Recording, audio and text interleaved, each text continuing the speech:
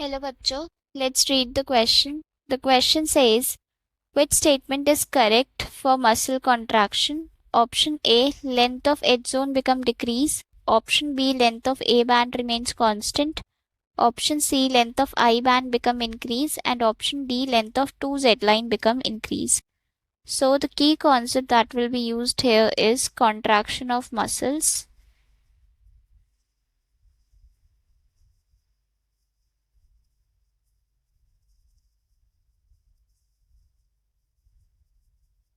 Before contraction अगर बात की जाए तो क्या कंडीशन होती है? सबसे पहले हमारे पास प्रेजेंट होते हैं एक्टिन फिलामेंट्स जो कि थिन फिलामेंट्स होते हैं।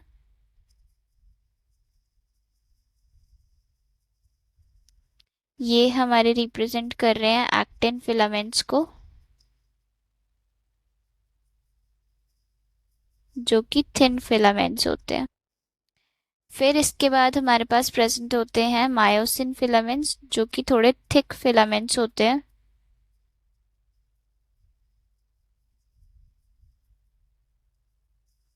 सो ये रिप्रेजेंट कर रहा है मायोसिन फिलामेंट को,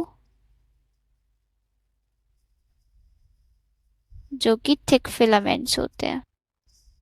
फिर यहाँ पर हमारे पास प्रेजेंट होती है जेड लाइन, जो कि दो सार्कोमियर्स के बीच में प्रेजेंट होती है।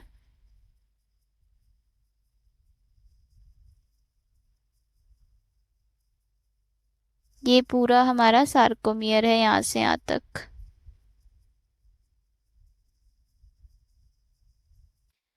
अब डिफरेंट डिफरेंट रीजन्स की अगर बात की जाए तो सबसे पहले अगर हम देखें यहाँ पर ये रीजन जहाँ पर सिर्फ और सिर्फ एक्टिन के फिलामेंट्स प्रेजेंट हैं, तो इसको बोला जाता है आई बैंड। फिर जहाँ पर ओवरलैपिंग हो रही है एक्टिन और मायोसिन की, उसको बोला जाता है ओ बैंड। अगेन यहाँ पर ओ बैंड है। और जहाँ पर सिर्फ मायोसिन के फिलामेंट्स प्रेजेंट हैं उसको बोला जाता है एच जोन। और फिर यहाँ पर दोबारा से एक्टिन के फिलामेंट्स अकेले हैं तो आई बैंड। और जो लेंथ होती है मायोसिन की उसको बोला जाता है ए जोन।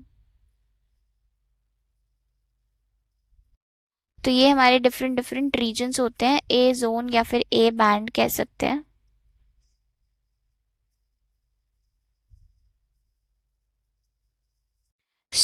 यहाँ पर हमसे क्वेश्चन पूछा है कि मसल कॉन्ट्रैक्शन में कौन सी स्टेटमेंट करेक्ट है मसल कॉन्ट्रैक्शन के लिए। तो आफ्टर कॉन्ट्रैक्शन की अगर बात की जाए, आफ्टर कॉन्ट्रैक्शन क्या होता है?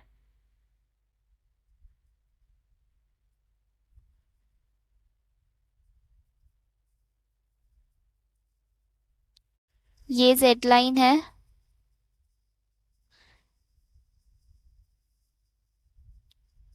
सार्कोमियर की जो लेंथ है वो डिक्रीज हो जाती है क्योंकि एक्टिन फिलामेंट्स अब ओवरलैप करना शुरू करेंगे मायोसिन के फिलामेंट्स को। तो ये हमारे पास एक्टिन के फिलामेंट्स ओवरलैप कर रहे हैं इस तरीके से।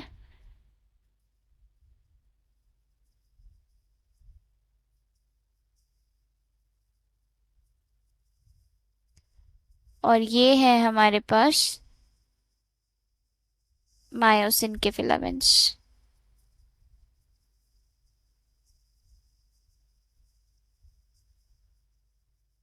सबसे पहले अगर आई बैंड की बात की जाए, आई बैंड कम हो चुका है अब, पहले ज़्यादा था। अब यहाँ पर आई बैंड सिर्फ इतना बचा है तो आई बैंड की लेंथ डिक्रीज हो चुकी है। एच जोन जो है वो डिसअपियर हो चुकी है क्योंकि सिर्फ मायोसिन के फिलामेंट्स अब नहीं है, एक्टिन के फिलामेंट्स ऊपर ओवरलैप कर चुके हैं। ए बैंड की अगर बात की जाए, that is the length of the myosin, तो वो क्या है? अनचेंज्ड है।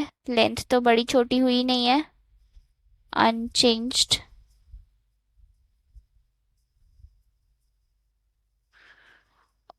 I band decrease, A band unchanged and H zone disappear, और जेड लाइन पे कोई फर्क नहीं पड़ा।